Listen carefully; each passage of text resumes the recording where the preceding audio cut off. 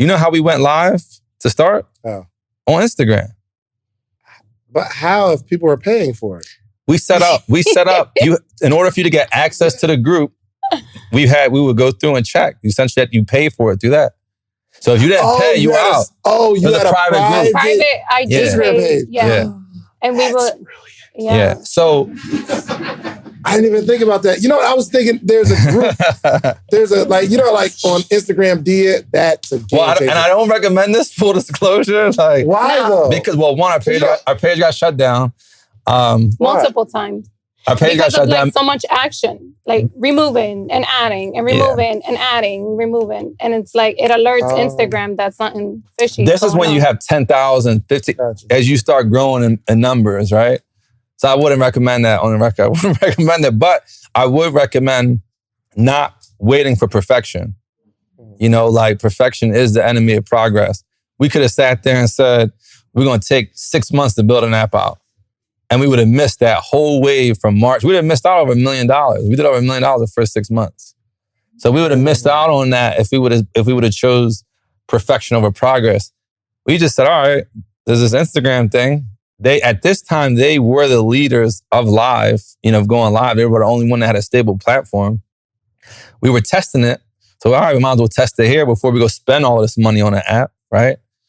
And we literally started with that. And I think we were able to get to about 10,000 members, literally with a Instagram page. I didn't, bruh. I feel like, because I was thinking, like, I want to have these little groups or whatever, but the group, like on Instagram, you can only have a group. It's only like 32 people, I believe. But having a whole new page that's private, bro, giving them a round of applause. Attention, coaches, consultants, course creators. If you get paid based off your knowledge, I'm going to tell you something very, very important, okay? What if I could teach you how to make extra 5 to 6 figures every single month using simple Facebook and Instagram ads, all right? Let me tell you about my boy. He got the paid ad playbook. Listen, this paid ad playbook is going to give it to you for free, first off. Marquel Russell, one of the most genuine people I've ever met, he's created over $500 million in client revenue using the paid ad playbook strategy, all right? So listen, go to socialproofgift.com or text PROOF to 904-447-5274. If you want to get 50 to 100 new client leads every day that actually convert, you need to go to socialproofgift.com or text PROOF to 904-447-5274. And he's going to give you a bonus video that helps you with a strategy to customize your particular strategy for your particular business. All right? Again, socialproofgift.com, text PROOF to 904-447-5274. Let's get into the episode.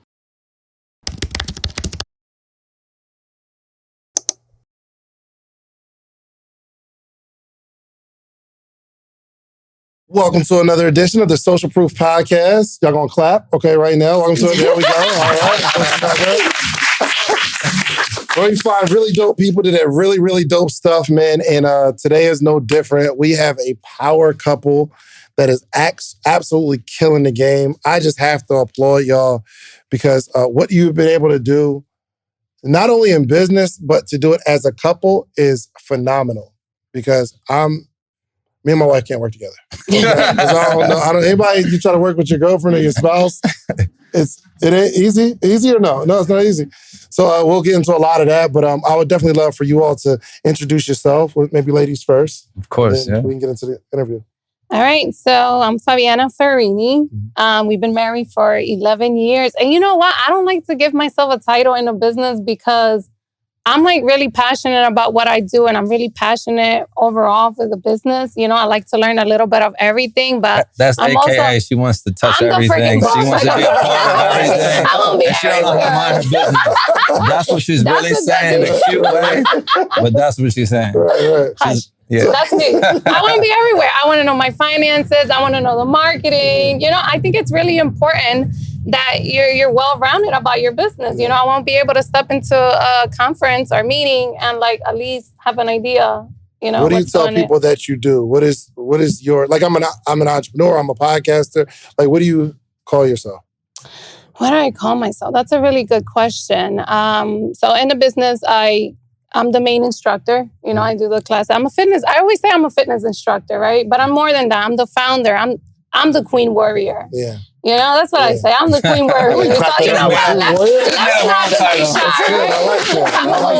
like that. So, Matt, how do you introduce yourself, brother? I'm a serial entrepreneur. I've been an entrepreneur since I was 18. And for QueenWarriors, I'm the CEO. But I own another design and renovation company called Fabiana & Co. And I'm the principal designer there, and also just the main, business owner. Do you still do that? Yeah. Really? Yeah. We just got finished filming our first episode of our HGTV show. Really? Yeah. Oh, that's lit. Yeah. But you guys have 30,000 plus subscribers in QueenWarrior. Yeah. Right? Yep. Mm-hmm. And it is $14 a month? That's right. $14 a month, yeah. Yep. So it's QueenWarriors, female subscription, health and wellness company. Only female? Only females. Always live, never pre-recorded. And it's either, we're in the mobile stores now, so the app stores, or it's queenwarriors.com. Like, we're hitting both sides. Dope. Why only female? Why only female? I feel like the world doesn't do a good job bringing women together. Mm-hmm. They're always trying to separate us, right? And when you really dig deep into it, you ask yourself why. And it's like when women come together, genuinely, we do some crazy stuff. It's magical how women to women, we can heal each other. We can uplift each other. It's different when Matt tells me you look beautiful, right? And I'll be like, oh, okay, thank you, babe. But when a woman tells me I look beautiful, I'm like, yes, girl, thank you. So it hits different, right? And so for me, coming from where I came from and all my struggles, I understood what I needed, right? And what I needed was to be around women, like-minded women. So throughout my journey, when I finally got to a good place, I was like, you know what? I want to turn around and be able to use my pain to uplift other women, right? Because I feel like there's not enough spaces for us, right? And it's just it's a 2-for-1. You tap into the mind, but you also get amazing results because it's when you look good, you feel good. And so it's just So you alluded a couple of times that you had it was sparked out of some sort of pain or hurt. Can you tell me about it? Yeah. So we're a blended family. I had my son when I was 17. And this was my first relationship ever. I had a baby and it was abusive physically, mentally. So coming from mom and dad, a family of mom and dad, this was something completely different for me. I'd never experienced it. And so for me, family is everything. And I try to ride it out, figure things out, but it didn't work. And so I'm saying you stayed in the abusive relationship for 5 years. For the sake of family. For the sake of family. Is it not for the sake of, and I'm glad we're having this conversation because I never understood it. If somebody lies to me, they're almost out of my life because now you're a liar. You know what I mean? Right. But what the first time, you, and I hope you could talk about it, but you get abused first time, second time, third time, fourth time. Do you get used to it? Well, you know what it is? When you really backtrack, there was something that happened in your childhood, right?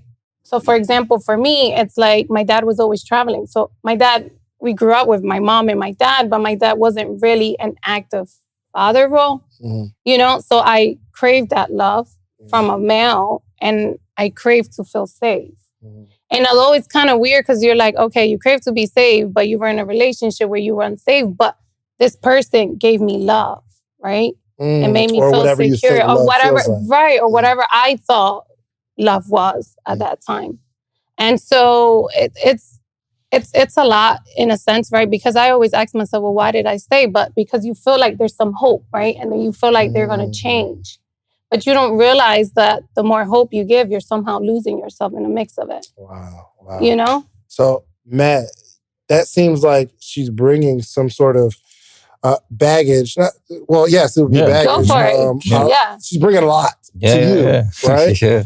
So from your perspective, how did you have to bear some of that? Yeah. So we met freshman year of college and we didn't just jump into a relationship. It was more like a friendship. Mainly because... Hold on, I'm sorry. What year was this? 2006. Or how old were you when y'all met? 18. So you were with an abusive relationship since you were how old? 15. 15. Yeah. So that was 3 years? Almost. Yeah. No, we were together till I was about... There was some overlap. Yes. From the friendship to the, you know. Wow. Yeah. And I guess experiencing it that young, it's just a part of that. Golly. It's a lot. Yeah. You know, but I'm a woman of faith, and I feel like, you know, like, well, I know, like, Matt came into my life for a special purpose. You know what I mean? And like, to him, he was like, he probably thought this is a really cute girl, whatever. But to me, he was like a breath of fresh air. And he was like my best friend. You know what I mean? And he showed me that I can be loved and cared for and feel safe completely different. And I didn't have to, you know, go through abuse to feel love. Absolutely. So yeah, I want to hear from your perspective how you bear that. So I mean, I didn't know her situation. Like when I met her, so first time I saw her was freshman orientation day. I'm up in the bleachers. I'm with my boy, and I got perfect bird's eye view of the whole situation. Right. You know, you can kind of pick them. And I saw her, and I was like, I told my man, I was like, yo, I'm like, yeah, I'm gonna definitely check her out. He's like, yeah, all right. You know, I'm telling you. So anyway, so I ran into her in the hallway, like first time face-to-face interaction. And we had instant chemistry. You know, as a guy, it's like, you see a girl you like, you're thinking about a certain line or a certain, what I'm going to say to her, what's going to be my end. We just kind of walked up to each other and was just like, hi. And she was like, hi. And it was just like it was just so organic. It was, the chemistry was crazy. But more than anything, I saw that like you had this phenomenal, beautiful woman, but her spirit was so low. You know what I mean? Like I could sense that instantly. And literally one of the first things I said was like, why aren't you smiling? And she's like, she gave me that Philly attitude, like, ain't nothing to smile about. You know, like, so literally, like, I knew there was something there. You know, you could see the pain, but I didn't know the specifics. You know, I didn't know the specifics of it until much, much later. So walk me through getting to know and like uncovering the layers of the onion. Yeah. So basically that hallway situation, we would meet there because I was leaving a class, she was going into a class. So every week we knew, okay, we're going to see each other here. But she had a lot of dudes sweating her. You know what I mean? Yeah, like sure. all the ball players, everybody was kind of on her. So I was just like, I'm going to play it cool. You know what I mean? I'm going to take my time with this. I'm going to play the long game on this. For sure. So we would chop it up, talk, you know, and I'm like, all right, I'll see you later. And she was like, damn, like, no follow-up, like, no call to action, like, no CTA, like, you're just gonna drop some game and roll out. Like, so I did that probably for like, I don't know, maybe 4 weeks. And then she finally just gave me her number. She was just like, you know what? Just like, tired of waiting on you. Right. She was like, here's my number. Call me. You know, call me. And I probably waited. Like, you know, you had to at least wait 3 days type of thing, you know, so. I think I'm going to call. I got to wait. Who makes up these rules? Who makes up these rules? So I was like, all right, and I can call her. And he finally called and, you know, chemistry was great. And, you know, we were just, you know, we kind of had a good friendship. And she had Enrique, who's my son now. He's 15 now, believe it or not. We got a 15-year-old. He was 3 months when we were in college. It was 3 months. So for me as an 18-year-old, you know, I wasn't in no position to pursue a serious relationship with somebody that had, you know, a child. You know, I just wasn't what, you know, I wasn't looking for anything like that. Meanwhile, she was still kind of back and forth with her first relationship, trying to, you know, 1 foot in, 1 foot out type of thing. So it kind of worked out because I wasn't mentally there, and then she was still trying to see if she could salvage that relationship. So we basically spent our whole college, all 4 years, well, 5 years, because we were super seniors. But we basically spent those years. Both of us for 5 years? Yeah, both of us sailing together. Yeah, exactly. That was meant to be. And we basically spent that just kind of being friends. You know, we were intimate, things like that. But it was just like we were just in different phases in our life. And then senior year, it was kind of like, all right, man, I can't shake this girl. You know, I might as well just, you know, we might as well just do this thing, you know? Right. So senior year, we just kind of got serious, and then it moved pretty quick from there. Like right after senior year, we got married. Well, senior year, we actually got married. Oh, wow. I finished the final exam and then went to the wedding the same day. Yeah. Wow. So basically, I matured throughout college. I realized, you're never going to get a perfect situation. Like life doesn't work that way. And it took me 4 or 5 years to realize that, this girl's amazing. She's smart. She's beautiful. She's caring. She's kind. All of these great qualities, ambitious, but okay, she has a child. So I had to learn that, you got to be willing to compromise, and it was the best compromise I've ever made because, Oh, thank you, man. Senior year, I guess you guys graduate. What was the plans for the future? What was that conversation like? Was it, I'm gonna get a good job, you get a good job, and we just have a job? Or like, what was that like? Well, the little bit of the backstory is when we were in college, I was working as a handyman.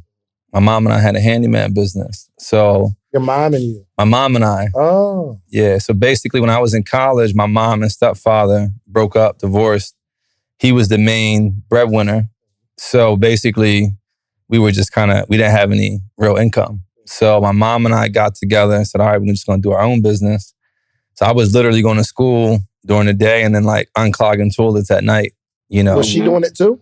Your mom? She wasn't doing the work. She was doing phone calls and sales and stuff like that. So the first thought wouldn't be, all right, major breadwinners leaving.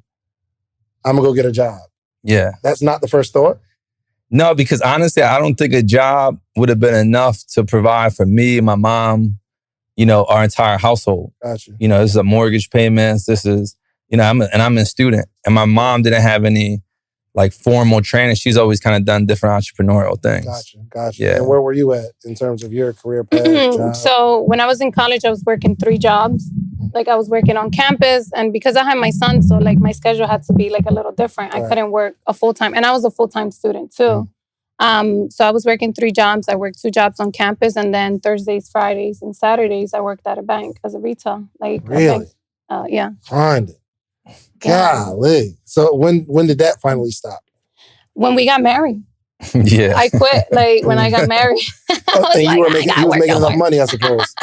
Matt was making enough money to take care of it. Yeah, by that time, so I started that business like sophomore year. And then by the time we graduated, got married, we transitioned to an actual kitchen and bath company. And we were making enough to where, she was able to quit and be a stay-at-home mom.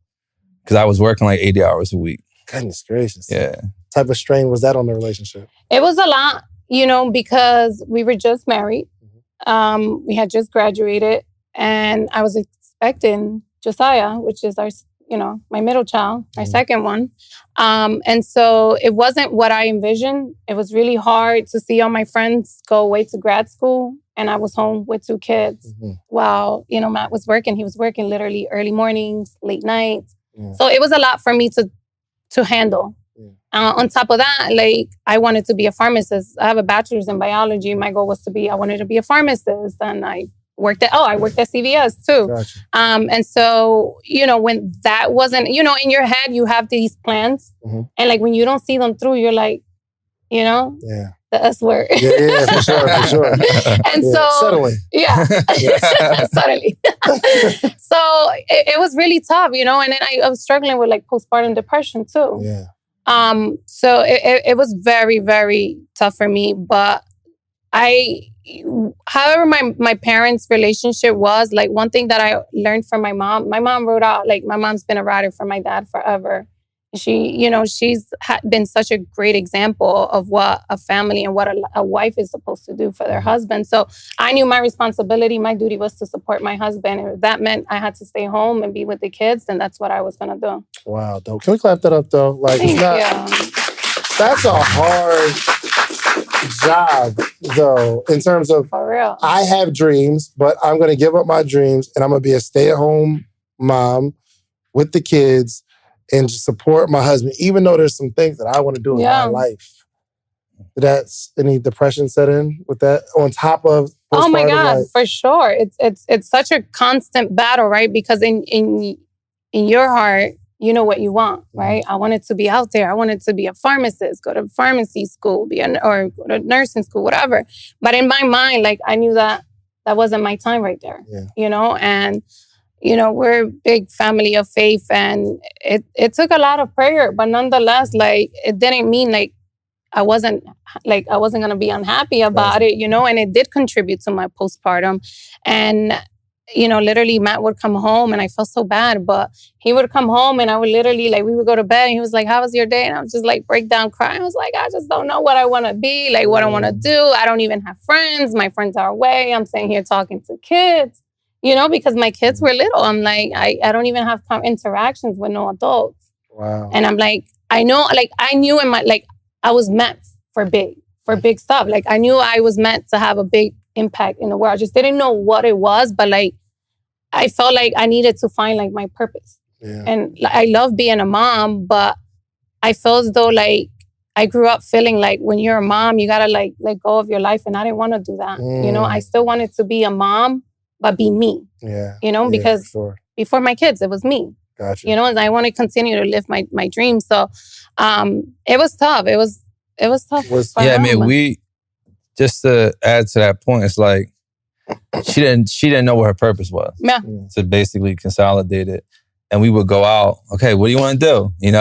What about arts this? and crafts? What about skincare? Yeah. What about, problem solver? A-type male, you're just like, we can fix it. Right. And there wasn't really much that resonated. We were talking about for a couple of years here where it was just like, so imagine you just seeing your wife, just not fully fulfilled, not in her purpose, and just like, so it was tough. It was really tough. And then you work all day, you come home, you're tired, but you got to hear it. You got to listen to it, go to sleep.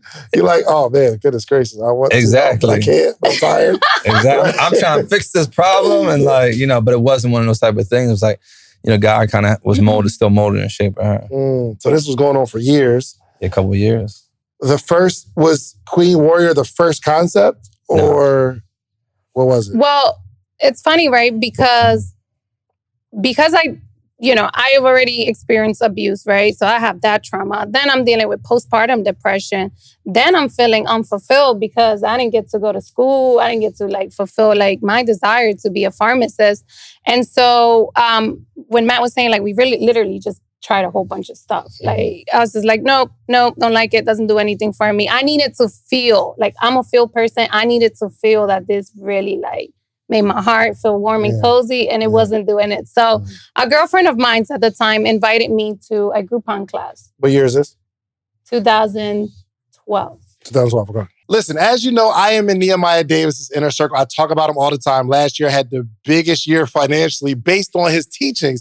Actually, we just ran a play. He helped me make $70,000 in one day. Listen, what he's doing right now is an upcoming digital masterclass teaching exactly what he taught me to have a 7-figure year. I'm telling you, I owe a lot of my success to this man because he just understands marketing in a whole nother way. But what he's doing is offering the things that he taught me to you for free. He's doing a digital masterclass that he's given to you for free at general admission, 50% off the VIP. I suggest VIP.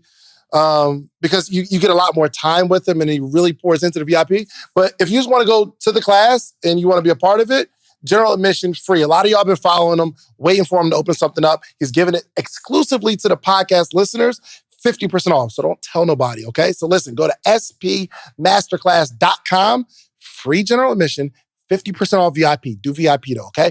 spmasterclass.com. Go get it. Let's have a big year this year. So she invited me. She's like, come on, I want to work out. Like, come with me to this Groupon class. And I'm like, all right, girl, whatever. Like, let's go. I get out the house. And he's always been so patient, so supportive regardless. And he was like, just go. Like, I'll stay with the kids. Boom, I show up to this and it's a class. It's a fitness class, no equipment necessary. Like, for real, like no equipment necessary. He was like, I think he was like a veteran. And it was just so cool. Like, were you into working out before you went to the class? No, that's the funny part. Like, I mean, I'm a Latina, we love to eat. Right. You know what I mean? I didn't play no sports. I was telling Matt, it's just like, I didn't play no sports. I'm like, the only sport I played was soccer, and my coach only put us on the team so I can distract the boys. I didn't score, but I stopped the boys from scoring. Strategy. You know what I mean? Good strategy. That was the only running I did.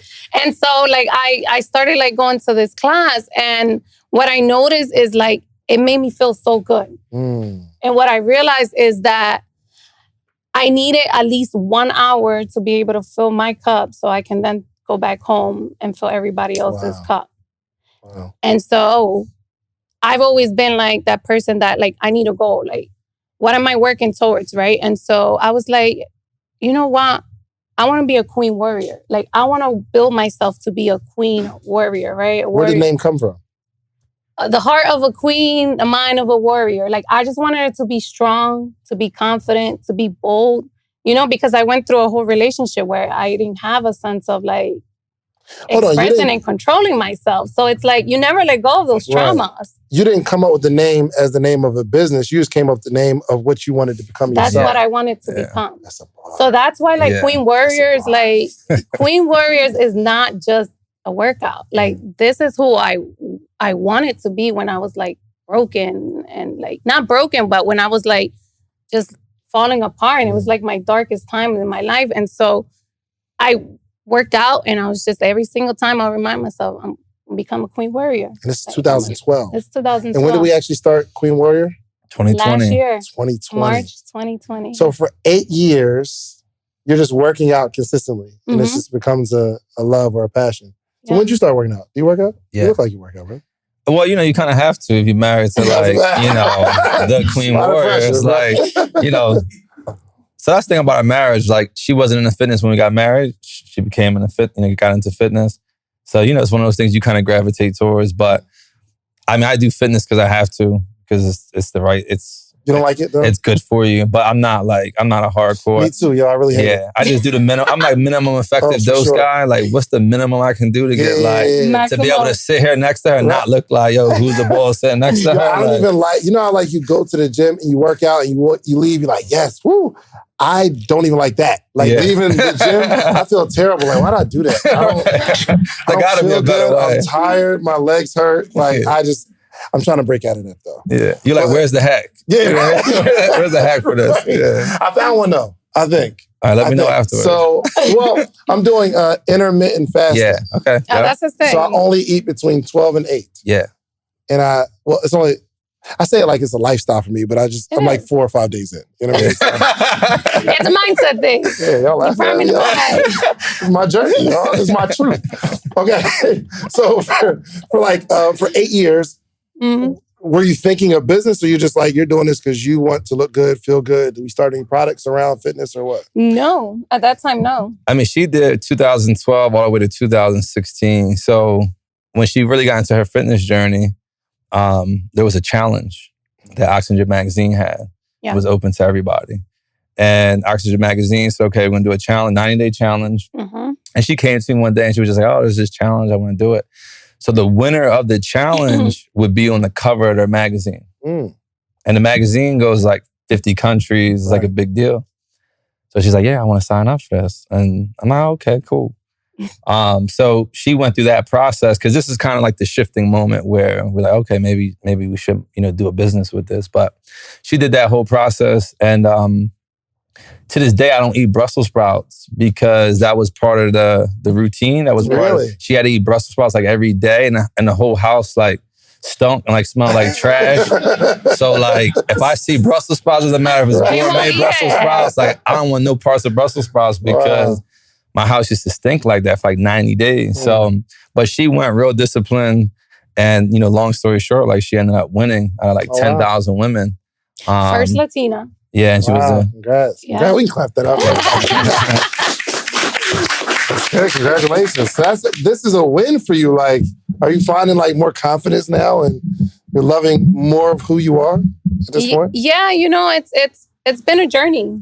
It's been a journey, and I feel like the older you get, the more comfortable you are to like continue to explore yourself. I call it the dating journey, and that's where I'm at right now with it. Gotcha. You get to dig deep and truly get to know yourself, the good and the bad, and try to like really get down to the root of what's causing, certain beliefs, or what are these limited beliefs that you're creating in your head? Because if you realize that like a lot of things that we tell ourselves, these are like limited beliefs that we've 100%. Created, and somehow pinpoint to somewhere in your childhood or your adolescent years where you kind of like created this in your head, and now it's like you carry it on as an adult. Right. So 2016, you win and you get on the cover. Yeah. 2016, right? 2000, yeah, 2000, 15, yeah. 15, 16. Yeah. So were you thinking business at this point?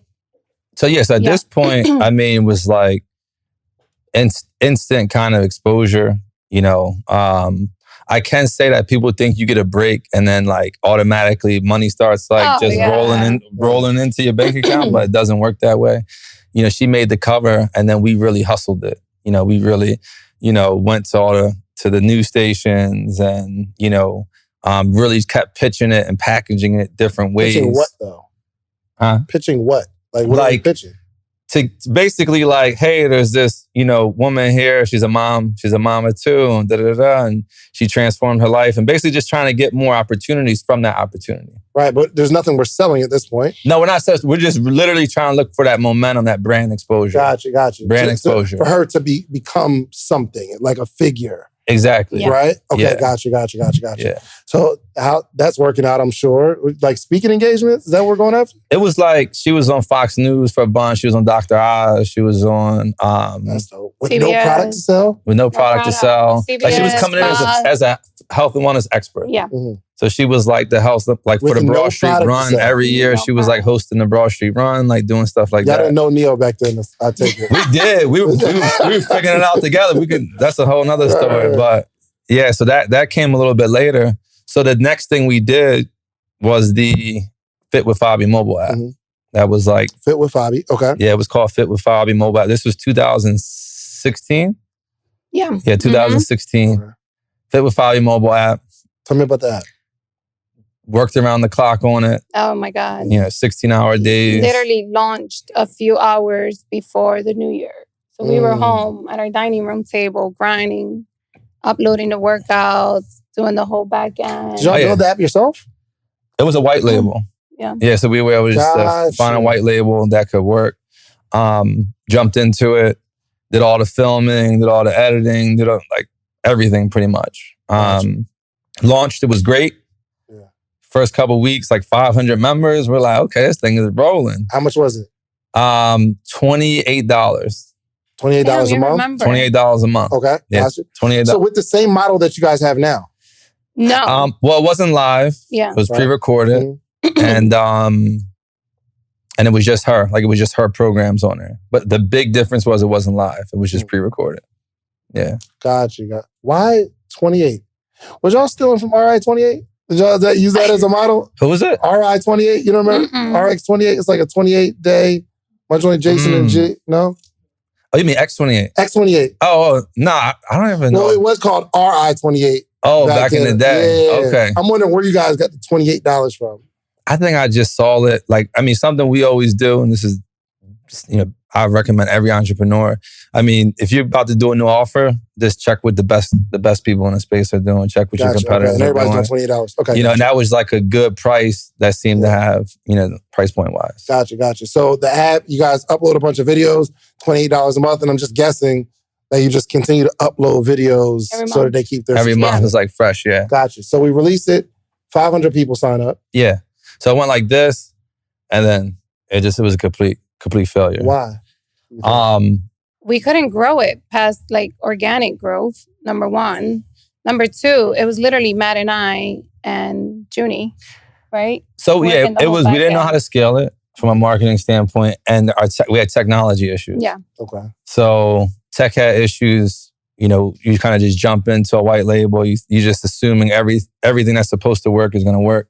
But there was a bunch of like bugs and issues in it. Right. It has so many different features. It's something we learned about. Sometimes simpler is better because they had all these cool features. So we went with that, that particular software company. But it was buggy. There was issues.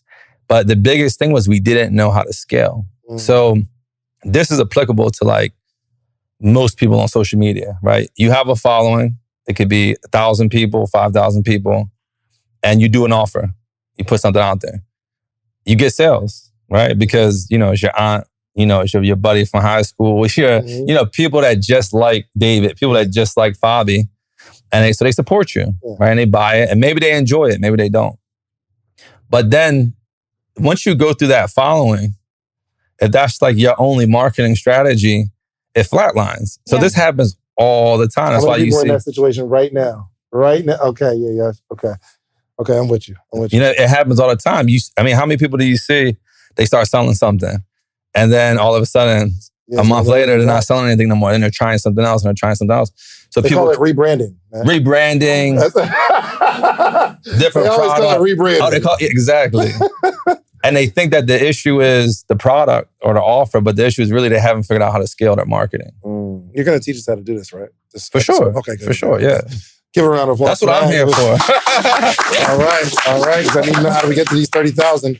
All right, so the app didn't work, and so there's still a 4-hour, a 4-year yeah. like gap between I dropped my first app to this massive business that you guys built now. Mm-hmm. So like walk me through it. It drops, then what happens? So something you'll notice just from our story, we constantly pivoted like our spotlight from me at first. She supported me.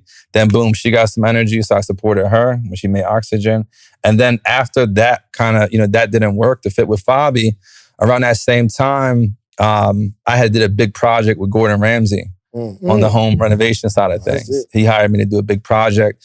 It was a TV show, got like 3 million views. So it was big. So that then we kind of shifted energy back to our other brand. But I want to point out too for like the couples that like every single time you're not going to be the driver on the bus. You know what I mean? And you got to be comfortable to take the back seat and lead from the back, right? When you have a fire truck, you have the guy driving on the top, right? Because he drives the back wheels, and then you have the driver in the front. Yeah. So it's like, it works the same way. And we've been able to like have the success we have because we're okay. Like, okay, you drive in the front, I'm going to be in the back. I'm going to be in the front, you're going to be in the back. And then when Matt says like, we switch spotlight, that's what it's been. It's like different times, like when the app failed, it was like, all right, cool, I'm done. Then his project came up. This happened to come up.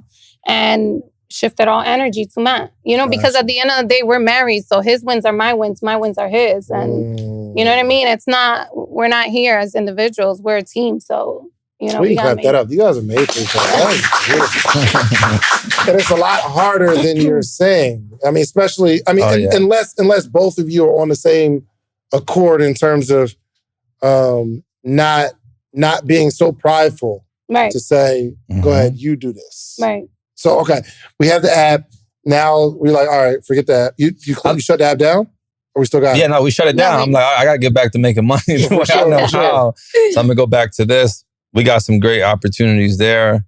And that rolled into just like a bunch of other opportunities. So for like 3 years, it's just... 3 years, we're just rolling. Architectural Digest, the big magazines, national awards, all of that stuff. And she's just supporting me. Mm-hmm. You know what I mean? Like she went from cover magazine girl, being on the news and everything, to back to being a stay-at-home mom. You know what I mean? Like... Dang, the story is crazy. So it was like, it's a tough, it's a tough pivot, but... It is. We kind of have our unified vision and, we have our end goal that we look at, but so we shifted back gears. Now, the thing is, she never stopped posting. And that's what I was on social media.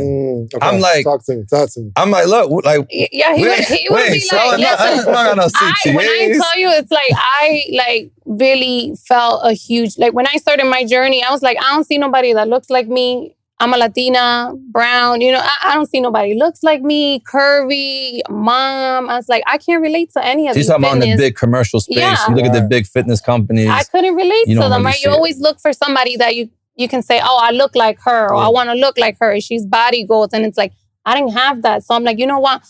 I'm going to start sharing. So I started posting what I did with my kids, my workouts, and so forth. So fast forward to when the app failed, I was just like, I still believe in this mission, right? I still believe that I have a connection with women and I want to make sure that I'm helping them regardless, whether I monetize it or not.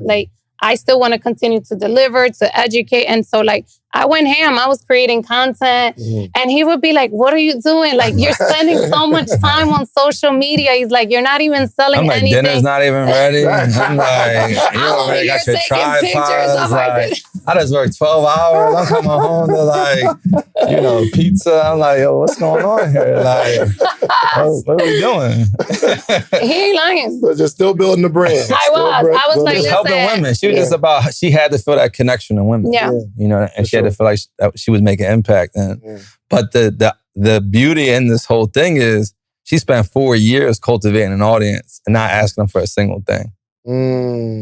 So like that's where people skip. People just see from 0 to 30,000 subscribers in 20 months, and they're just like, but she cultivated and nurtured this audience for 4 years and never asked for anything. Wow. Not an affiliate, not a supplement pop, not nothing. You know what I mean? So I didn't understand it, but she knew in her heart that she was operating out of passion and out of purpose.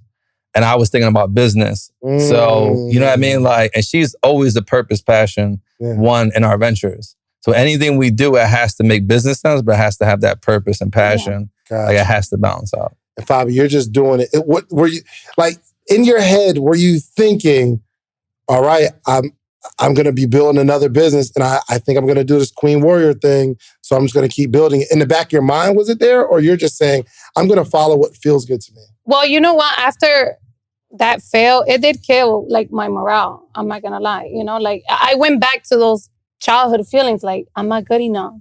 You know what I mean? Like maybe this is not for me. And you start to like remind yourself of those like limited beliefs, right? I'm not good enough. And then I was just like, you know what? Maybe I'm just meant to be a stay-at-home mom and just be Matt's wife.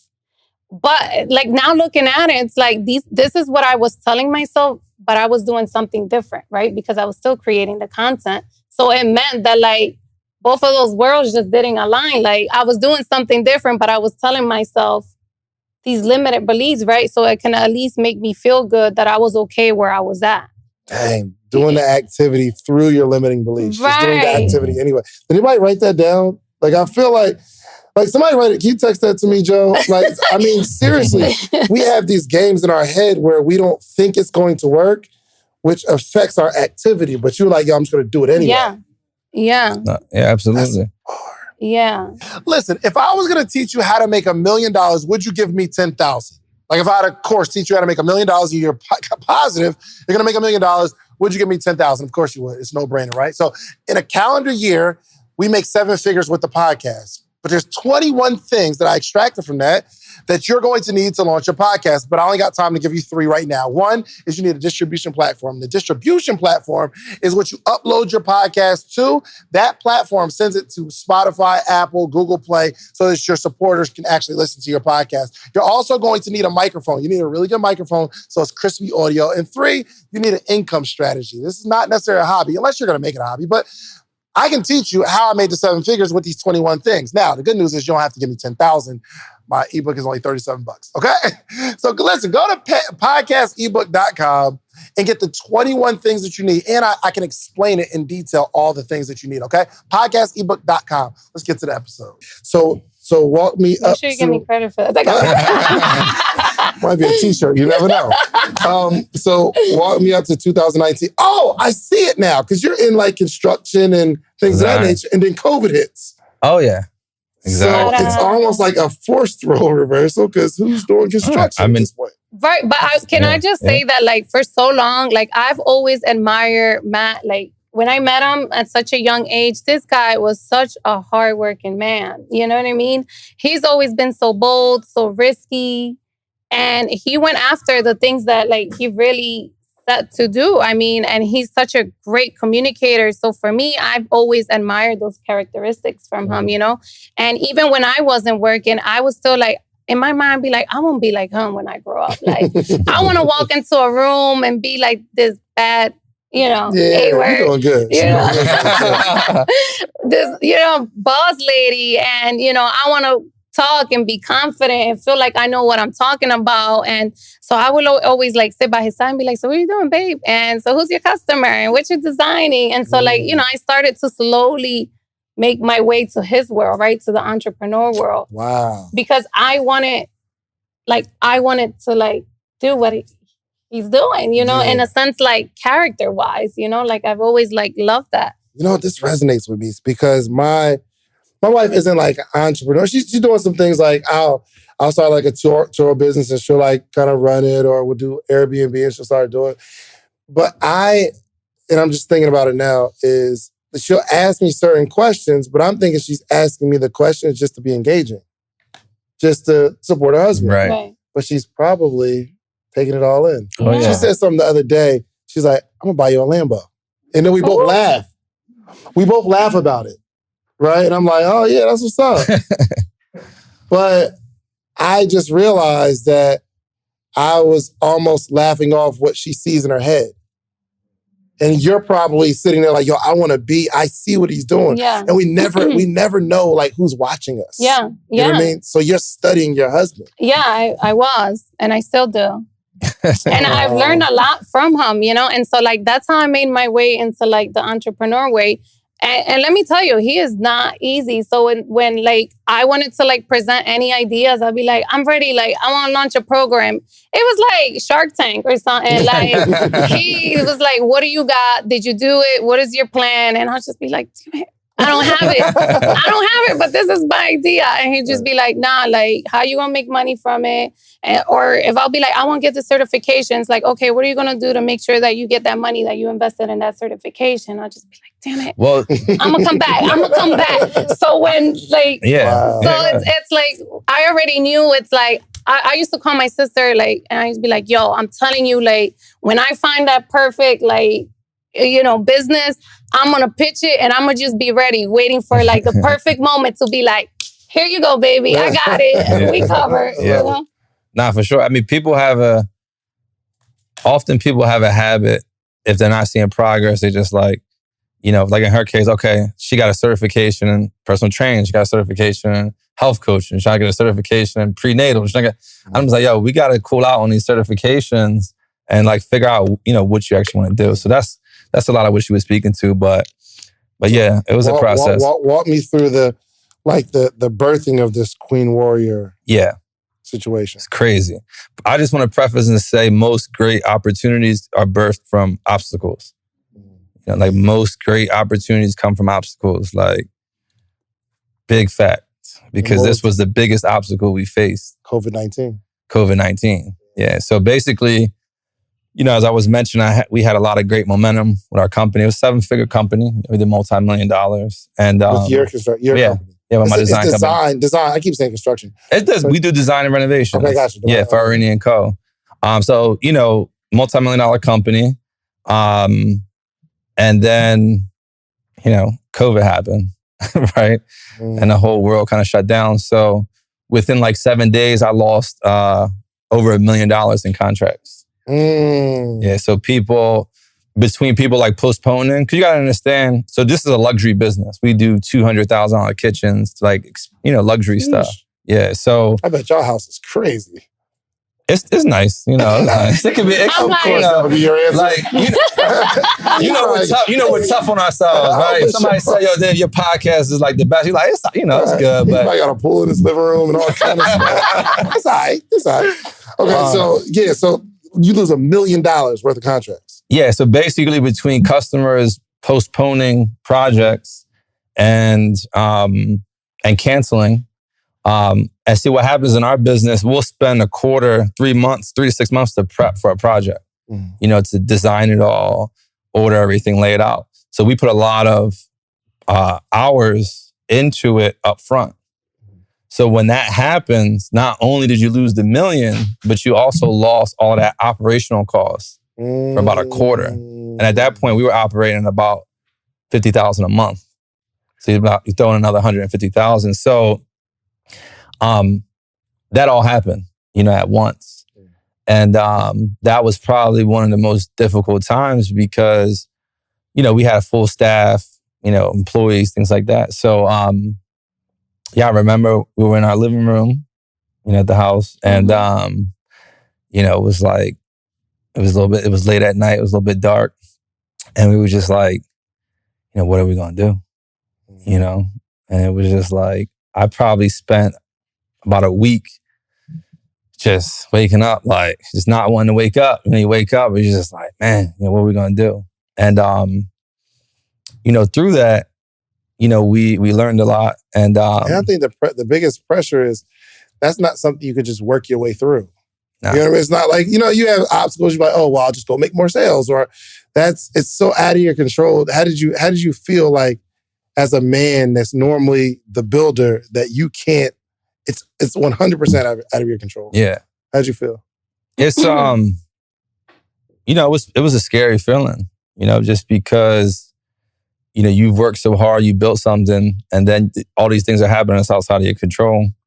And I have my wife, I have my kids. Remember, that business I own with my mom. I have other family members part of that business. So it wasn't just like her and I. It was like our whole family and all these employees and things like that about to be impacted. So it was the hardest time of my life as an entrepreneur. Wow. You know what I mean? Like literally. So Superwoman sweeps in and says, I got this. Like, it's my moment. But you know what? I remember too, because he's very he was feeling really crappy. Yeah. And like that Sunday night, I think he was in bed. And I remember it was Sunday night. He was in bed, storm in the bedroom, open the door. And I'm like, babe, oh my God. I'm like, I got a really good idea. And he's like, yeah, what's up? And I'm like, how about if I teach live, if I work out live with women? And he's like, what do you mean? I'm like, well, for me, it was like, I had just had my daughter, she was 5 months at the time. But I also, through my past pregnancies, because I dealt with postpartum, the only thing that helped me get over that was fitness, right? Mm-hmm. Fitness became my lifesaver. And so I'm like, darn it, I just had a baby, 5 months, I was at my fittest, I put some weight on, that was hard for me. So I was starting to slowly feel like I was getting back into that postpartum bag. And then my kids are about to be home from school. My husband's about to be home. I'm like, yo, every stay-home mom's worst nightmare, right? Everybody home 7 days a week, 24 hours. What? So I was like, yo, I just want to work out. And I was just starting to get into the rhythm of going back to the gym. I literally just went twice before everything was shut down. Wow. That's it. Wow. And I was like, yo, I just want to work out. And I'm like, but I want to work out with women. And because we were secluded, I'm like, I just want to work out with women. I'm like, I just need 10 girls. That's it. And he was like, just 10. I was like, I just need 10 girls and I'll be good. It's going to fill me. And that's what Matt says. Every business is solving some sort of problem. And for me, it was solving my health, my mental health. She was the avatar. Yeah. She was the avatar at the time. Yeah. And I think it's cool. You said you just had a baby 5 months ago and you're not at your perfect model fitness instructor weight. Yes. But you do it anyway. Yes. That's commendable. But you know what? For me, one of the things that I take a lot of pride with my social media, I've always been 100% transparent. It's cute. You show me the good stuff, but I want to see the real life stuff, right? And so for me, it's you got to be the change you want to see. So it's all right, let's see real life stuff, right? And it's show up with your crappy pajamas and your crazy bonnet, So it's I wanted to show up okay, I know before my pregnancy, I looked real good, abs was popping. And now, I got extra 20 pounds. But I was I want to show women that it's not just about the physical, right? It's about the mental. And I was we're going to start here, but we're going to work our way because we can do anything we put our mind to. Gotcha. Did you charge these 10 girls? Yeah. How much was it? $14. $14. Yeah. So you had a $150 a month business plan. Well, I only need 10. And I'm not I wasn't listening to any of that. That you part heard of it when was he just said, I'm the emotional purpose. Yeah, and his mind's No, I mean, that part of, part of the situation with COVID was just okay, my business was significantly affected by it. What industries are thriving from it? Yeah. And gyms were closed, right? So, it made sense. People were home. People were eating more. People were drinking a lot more, so it kind of checked off a lot of the boxes. And that was March 20th. And we stood up that offer in 72 hours and launched March 23rd, 2020. And how many people joined on the launch? It wasn't really a launch. When I think about a launch now is we're going to build up a wait list for 14 days, a month. It was just yo, we're here. Yo, we're here. Y'all want to work out? It was just let's see what happens. Right. But mind you, instantly it clicked. I mean, first day we had over 100 members. Yeah, we did. But remember, 4 years of nurturing, these people that have just been rocking with her, just so first day, we got over 100 members and I was just okay. I was all right, I think we might have something here. But the biggest thing I think came a month later when I saw the results of the before and afters in 30 days.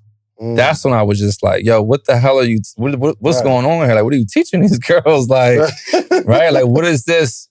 You know, when I started seeing the before and after pictures come in. So you wasn't really paying attention to the business. Like, it's just her thing. No, I was. But it was like, you know, I didn't put all my eggs in one basket. Right. You know, I was just like, you know, I was like, we'll see. You know, we know as entrepreneurs, you're going to fail 7 times just to see once. You know, that's just what it is. But you keep swinging, right? So he did say that. He's like, we'll see. And I'm like, whatever. You know, I told him, I straight up told him, I was like, I promise you, I'm like, this is going to be big. Yeah. Did you see 30,000 though? Listen, I was praying. And like, I knew like God told me to sit down for a little bit for a reason. You know what I mean? And I felt like those 4 years was that moment for me to somehow work on myself, try to figure out whatever it was that God wanted me to see. But I told him, like, I felt it in my heart and I was like, dude, this is going to be really big. And he's like, all right, you know, we'll see. Did you see 30,000? From the door? From the door. No. What was the max? You know what? It was just like, I mean, okay, so when people run subscription models, right? Realistically, you're like, okay, if I can get 1,000 people to sign up, you know, at 14 That's where I'm at, actually. Because I have a subscription model. Before we talked yesterday, when you said, yo, we got 30,000. Because I think somebody mentioned it and I just didn't think. But then you said it. I said, how is it possible to get 30,000 people to pay anything? Where do you get 30,000 people from? Yeah. You feel me? I mean, You enjoy. Yeah. There's probably a 30-piece here. Like, but 30,000? Yeah. Okay, yeah, because we got to get into how you did that. Yeah. Because I need to know. Yeah. I need to know. Yeah. Okay, so we first day 100, and then what do we do from here? Yeah, so it just really started growing. I mean, so with marketing, there's like 3 levels of marketing, right? From low cost to high cost, right? Your lowest cost is going to be the media that you own, which is if you own an Instagram page, if you own a podcast, this is your own media. Media owned. It's your stuff, right? Are you not taking notes? That's going to be the least expensive. You're not taking notes? Really? I was so surprised. I see everybody taking notes. Okay. And then on that same level, you have referrals, right? What was the first one? Own media, like media that you own. Media, yeah. So that's TikTok, Instagram, anything that you own because it doesn't cost you, right? Yeah. The other thing on that same level 1 is referrals, right? From your own media. From your people, from your customers. Right. So if you can get your customers, you can give them a great experience that they love, and they share it with 5 other people, and they share it with 5 other people, it doesn't cost you anything. And obviously your conversions are much higher with referrals because they're saying, you know, girl, you need to try this because here goes my before and after, or whatever the case is, right? So those 2 things, if you can figure out virality strategy for your business, and you know, you look at I'm guessing that means go viral. Like a viral referral program, essentially where people are just spreading it, and then they tell more people, and they tell more people. It's, you know, that component. And there's virality. Virality, yeah, it's a virality strategy. I'm gonna look that up because I really don't think that's a word, but it is. It is. I mean, we'll see. So I've never heard that word before. You look at like Dropbox, PayPal, Uber. So Dropbox was at about 100,000 members, and then they did the thing where if you recommend somebody, they get like 2 gigs of storage. You get 2 gigs of storage. They went from 100,000 to 1 million subscribers in like 30 days. Yes, Uber did the same thing with, they were, you know, paying you a credit. You know, if you recommended somebody, you got $10 or something like that. They got $10. PayPal did the same thing. And that's what blew up those companies from a subscription standpoint. That's getting into referral programs, which is a little bit different of a strategy. But first level, low cost, your media that you own. And because paid media is becoming so expensive, paid ads, YouTube ads, Facebook, right now, I mean, you're in the best space. Ain't I? You're in the best space, brother. You know what I mean? Like, you might want to add? You can have an ad here. You're in the best space. You own your media. So it's literally, that is the cheapest way to really, you know, build. So right now, companies are shifting from massive marketing companies to massive content creation companies. Yeah. You know, replacing marketing departments with content creation, podcasts, all of these type of things. Because if you can own your media, then it's one of the cheapest ways to acquire clients. For sure. So own media and then referrals, right? Yep. So we did something where if you did your workout, film the video of yourself talking about the workout, shared it on your story, you qualified to win $50 every single class. All you got to do is tag Fabiana and QueenWarriors. How do you pick the person? For the winner for that contest? Yeah. At random. Yeah. At random. So you just look through all the people that tagged you? No, so there's the softwares, like the websites, you put all the names in, you press a button and it spit it out. I need that. Yeah. What's the name of it? Wheel of Names. Wheel of Names. Wheel of Names. Wheel of Names? Yeah. He did that? He told y'all that? Yeah. That boy, something else. Neo boy. Yeah, Wheel of Names. Side note, Neo's instrumental in a lot of this growth. Yeah, he was instrumental in a lot of this growth. Like, you know, we were able to skip a lot of steps because he already been through a lot of them. And it kind of went full circle. So when we did Fit with Fabi, he had started Circle of Greatness, which was a subscription business. Yeah, years ago. In 2006. We started at the same time. So we would hang out, chop it up. You know, we learned ClickFunnels together. Like, I feel like I'm behind because I started my program when y'all started. I didn't know y'all started too, but when he started his, I started mine. Yeah. I feel like I'm behind. Why y'all ain't put me in the group chat? Where was I? Okay, all right. So yeah, so that's just a side note. You know what I mean? Right. So I went back to doing I'm sorry, real quick. In the Wheel of Names, how does the software get the names? Because they're tagging you on Instagram. You can import like an Excel sheet too.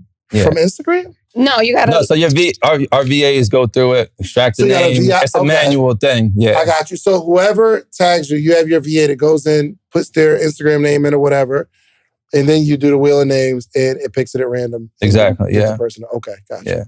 So what it did, just, you know, it encouraged our members just to share their journey, you know, and so that was just, and from that, I mean, we acquired a lot of clients just from people sharing it. I think it's like twofold though, real quick, because you encourage, and I'm literally taking this up, encourage the members to share their journey. So the people that they're sharing it in front of, one, they're attracted to the journey, but the person that's doing it, like they're doing it for the referrals, but they probably get so much love from the people that shared it from their journey, they want to share their journey even more. Yeah. Oh, 1,000%. I mean, it's 1,000%. And so as the community gets bigger, that virality effect increases. You know, because now you have this culture where, you know, and it's inspiring and it's part of the mission, you know, to help everyday women look and feel amazing. So it aligns. That's lit. That's lit. Okay. So that's level 1. Oh, that's level 1. Okay. Give me number 2. Give me 2. Yeah. So level 2, you get into partnerships. Okay. Partnerships. Right. And earned media. So partnerships are basically, if we're a fitness company and we do a partnership with a meal prep company, right? They got 1 million people, we got 1 million people. Hey, can we cross-collaborate? We can service your people, you can service our people, right? This is what big companies do all the time. Explain what that looks like. Give me an example of a company that you did that with. Yeah, so there's an apparel company, I won't drop the names, but because we're not allowed to, or it's over. Yeah, it's over. We're kind of we're dropping our own apparel line. We're not beefing. You know? For sure. But essentially, like they had a big audience that was similar to our avatar. We had our audience, you know, that was just similar to our avatar. Yeah. So we were able to leverage their community and our community. So it could be as simple as she's wearing that outfit. Oh, by the way, this is da-da-da. And vice versa. Okay, if you guys want a discount special coupon code to QueenWarriors, here you go. So they can hit their whole list. And do you do an affiliate with them? Yeah. Yeah. So there's different ways you can structure. You can do an affiliate. It depends on the size. If the communities are kind of equal and you both can win from it, then you can just do an even exchange. Got it. You know, but this is what big companies do. They figure out where they can just leverage a partnership. We work so hard as entrepreneurs. We always try to just muscle our way through everything and just, I got to figure it out, you know. But if somebody has your clientele and you can offer their people value and vice versa, you set up a partnership. Got it. You know, and that works with any industry. Is that the same as the earned media? Because you said partnership and earned media. I just want to make sure I understand that. No, separate. So earned media is what we're doing right here. we're sitting on your amazing, extraordinary podcast. Yeah. You know, which is one of the best. That's a fact. Right? This is true. And I know that's right. we don't have any, there's no arrangements or nothing like that, right? We've earned it in the sense that we bust our ass. We built a great company. Yeah. Oh, I'm sorry, brother. We built a great company, and we're in a position to share what we did, on an amazing platform like that, like this. Oh, so earned media means you do something, and the work earns you an opportunity to be invited by other media outlets because of what you did. That doesn't cost you anything. Right. I like that. You know what I mean? So earned media. So, and that's with anything. That's like with the news. Think about the news. You do something great. You're on the news, podcast, anything like that. Got it. Okay. All right, cool. So we got partnerships and earned media. And what's the third level? And then the third tier, which is the most expensive, is paid advertisement. Paid media. Gotcha. And that's all your traditional, Y'all be tearing the shade room up. Y'all be tearing. I know y'all little videos. And I know that's you behind the camera too. Like, babe, where you going? And she turns around and spins like, I'm going to the gym or something like that. That's dope. That is dope. All right, so how much y'all spend on shade room? Do you think? It's a great question. So they just had a price increase. Really? They sure did. Y'all not grandfathered in? No, you would think. We should have. You would think. I was thinking we have some equity in that company. Right. But they just did a price increase. They just raised it to $10K a post. Yeah, $10K a post. Let me ask you. The first time you did it, it obviously works for y'all because you wouldn't be spending this money or whatever. Yeah. But what was the return? Do you remember what you paid the first time and what that return looked like? Yeah. So when we first started, it was probably around $3K. Mm. This was like What do they think they are? This was like 18 months ago. What do they think they are? Yeah. 3,000 to 10,000? Right. Who you telling? Golly. You're gonna see less and less of that. Right. up there, if not already. So, but yeah, 3K. Yeah. What do you think it brought back? Because and you know what? I was and I should have did it. I was nervous because I was thinking it's a $1 trial. Yeah. And it's $79 a month. But I'm thinking, if I put this money out and it's only $1, I don't know if I get my money back. Up front. You know what I mean? Yeah. Well, the big thing the game you really gotta play is LTV, is lifetime value. You could play the front end game, but your spend is gonna be capped. Right. Meaning if you're trying to spend 100 and make 100, you have to look at if your community is staying on average 3 months, 6 months, okay, that's really, $240 a customer's worth to you. Mm. If it's $79 a month times, what I mean? It's really $240. Yeah. So even if you spent 100 to get them in the door, you're still netting 140. Right. LTV, and as media becomes more expensive, that's like the only way to really be able to scale it. You have to start looking at the lifetime value of your client in terms of return on investment. So how many people you think you brought in that first post? Do you remember? On the shade room? Yeah. I know we crushed it. Really? Yeah. I'm gonna keep it all the way transparent with you guys. Like, we crushed it. I used to hit Neo. He used to be like, dude, how are y'all even doing that? When you say you crushed it, what do you mean? Like, give me some numbers. I need some numbers. I mean, we were spending 3 and making 15 on the front end. Like front end. And what's the back end? The back end's the lifetime value. Right. So remember, that's just the 14. That initial. That's just the initial. And then they're gonna stay with our average member stays with us like 8 months. So you was getting like a post. You were getting like 1,000 members come in from Shade Room. Well, we also had enhancements. We also had offers to be a meal plan to buy. If they bought the subscription, we also offered like a meal plan. You could also buy like a booty plan, things like that, to kind of just to help them accomplish their goals. I see. Yeah. I see. Okay, that's lit. All right. So how do I still don't know how we got to 30,000? So I'll give you the play. I'll give you a big part of the play. You remember, and this goes back to fit with Fabiana and that failure. Yeah. We didn't know how to scale, right? Everybody has an audience, right?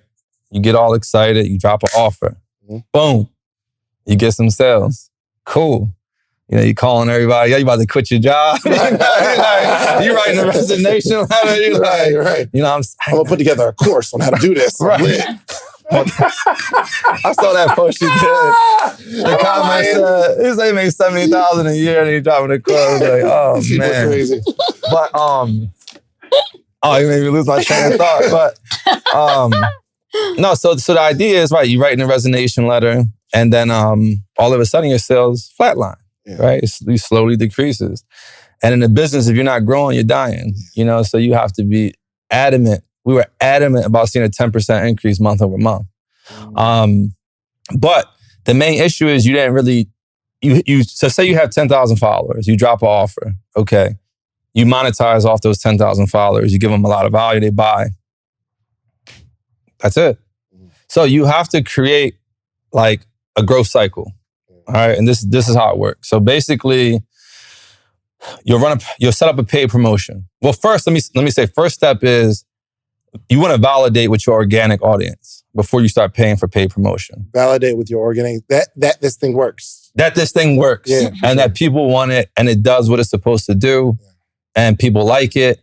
Fix any little bugs, fix any little tweaks, get that feedback, you know, because this is like your aunt giving you the feedback. Yeah, for sure. Right? For sure. Your first clients, it's like you want to hear it from them, you know, and they're going to be a lot nicer with you about getting your crap, you know, getting your stuff together as a growing company.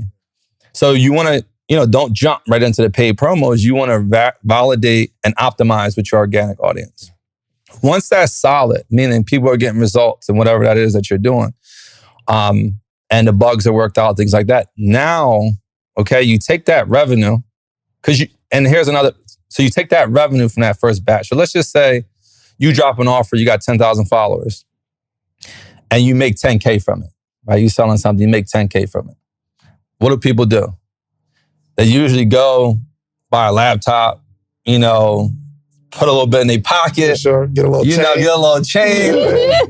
You know, hit out the mall, get a little bit of Louis, get a little bit of Fendi, you know, right? They spend it, right? Or a portion of it. Mm-hmm. You have to put 100% of that back into advertising, just advertising. Tuck my joint. 100%. I feel so conscious. And like I said, like I had guys in my ear, like Neo, like spend it all on marketing. So it was like a reprogramming of, you know, spend it all on marketing. So like you make that first 10,000, reinvest that, not into an office space, not into an employee, just on marketing. Right? Yeah.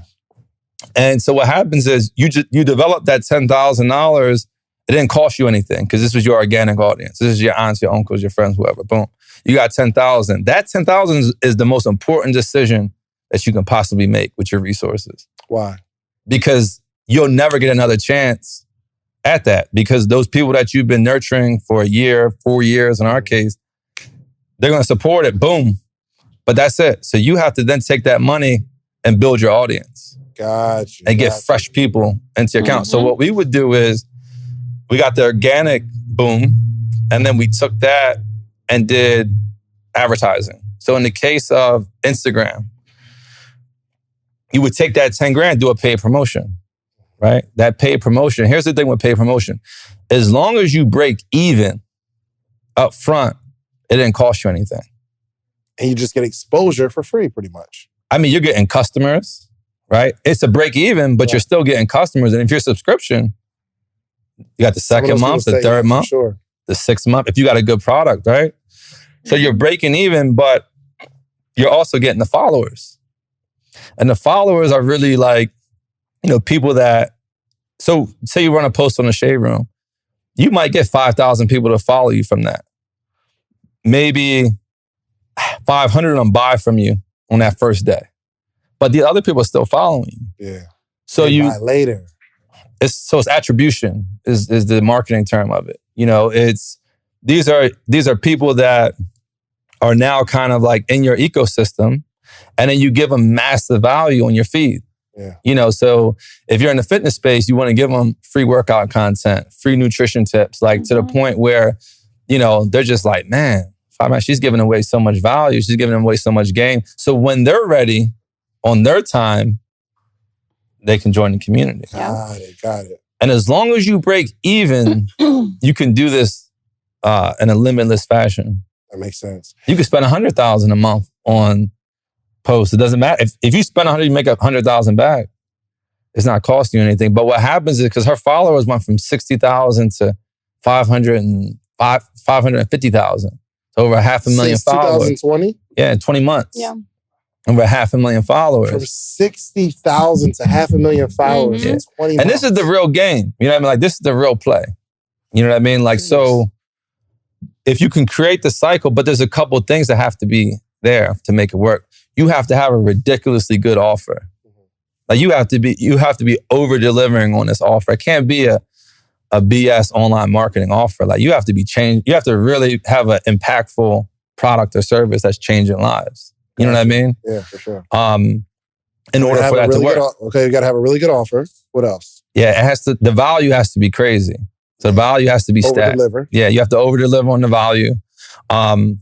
So that when you do that, everything's solid. I mean, that's really the main thing for that cycle, is just like the value has to be crazy and the results have to be there. You have to deliver on what you're saying you're going to do. So Fabi, from your perspective of growing the business, what are you doing that is so special? I know you're getting, obviously you're working out and you're getting results. And I think if somebody knows the workouts to do, their clients will get results, but they don't have, the effect that you have.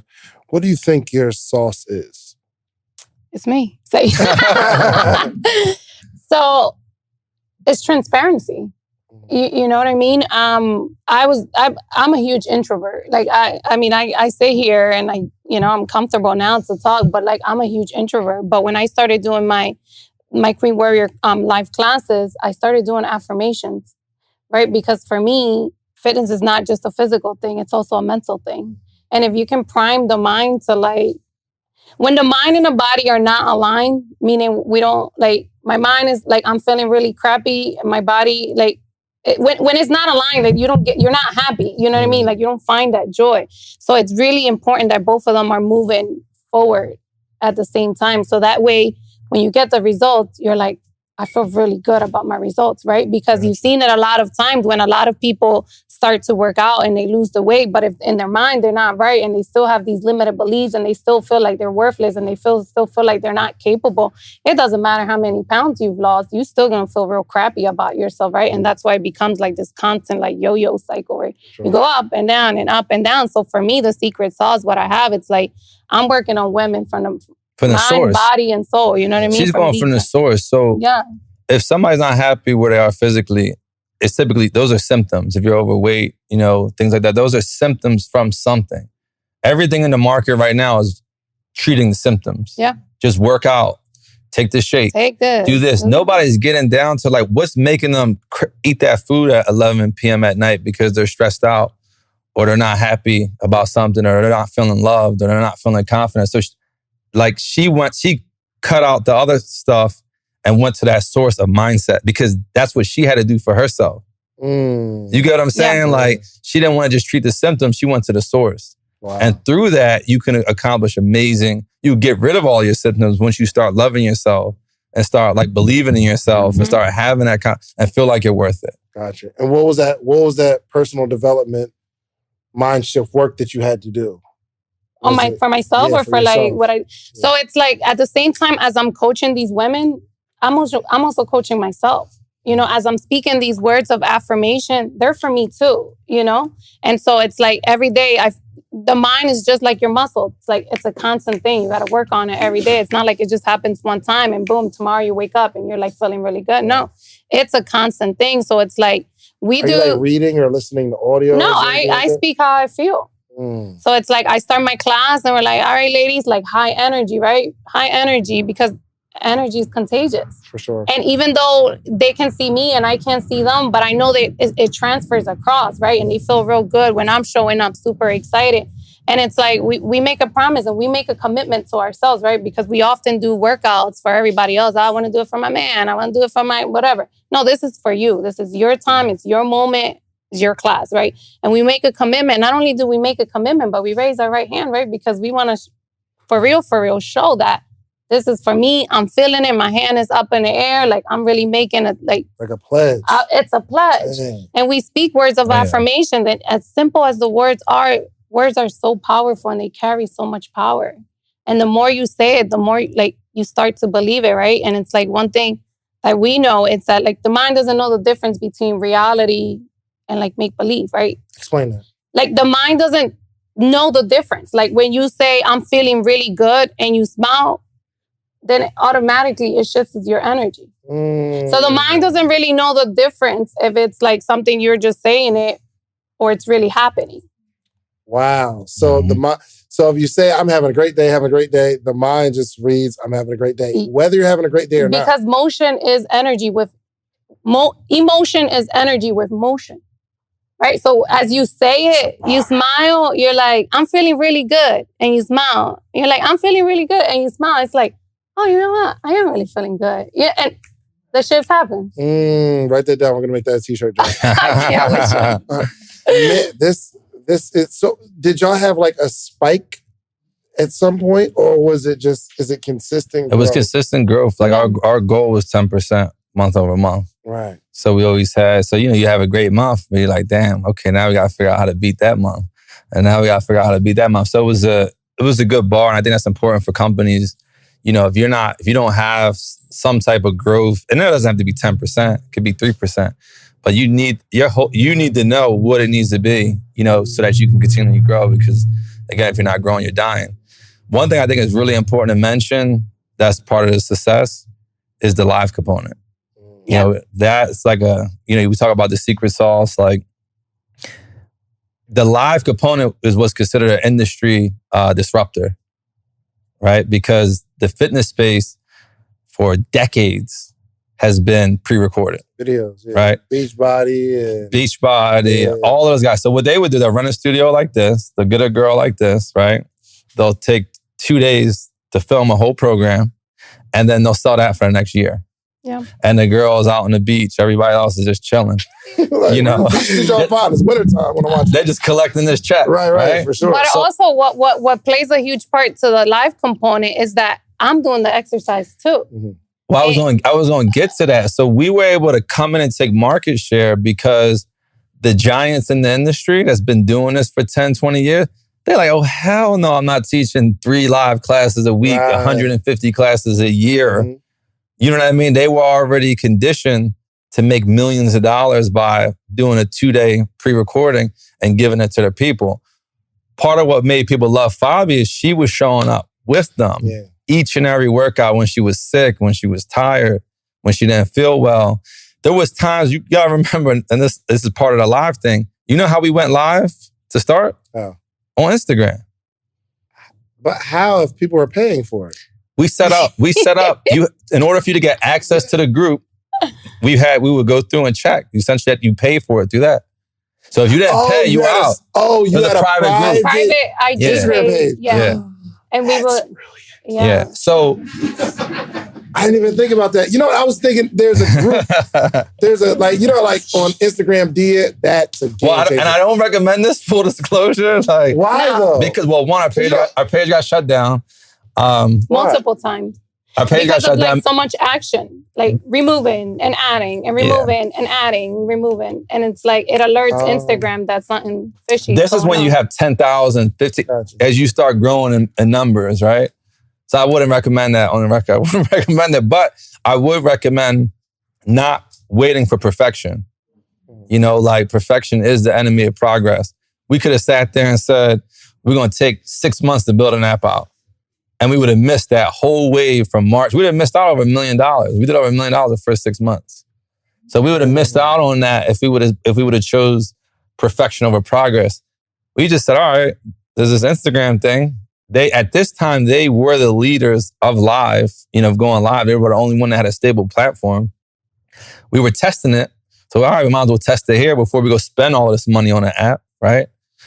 And we literally started with that. And I think we were able to get to about 10,000 members, literally with a Instagram page.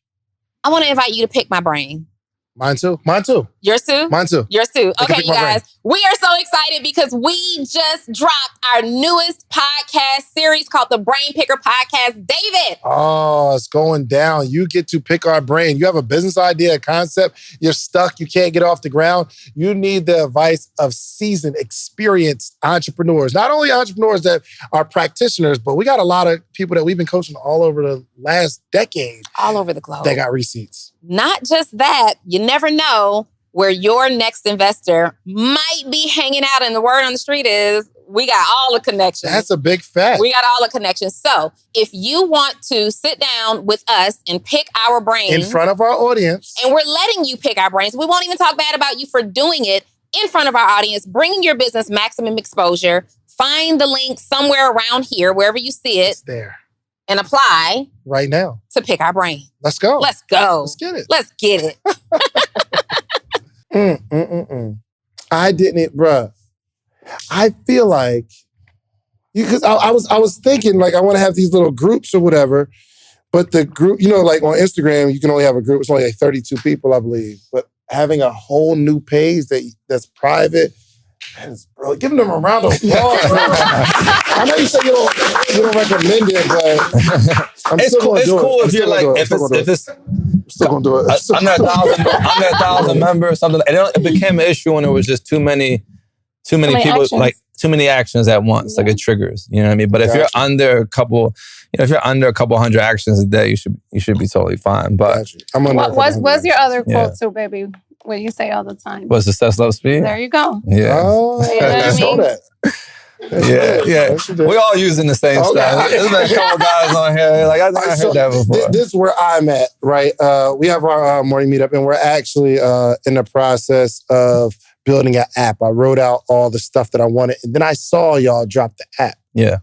Is it white label this time too? So what's cool about this is we use the platform for all of our live streaming. Like when our second Instagram page got shut down, we were already working on something else. But remember I said opportunities come from obstacles, right? So our page getting shut down sped up our timeline to launch on this other platform. So we've been on that platform for almost a year now. A year now. So that platform also has built in what's called OTTS, where they can develop mobile apps and everything like that for you in-house.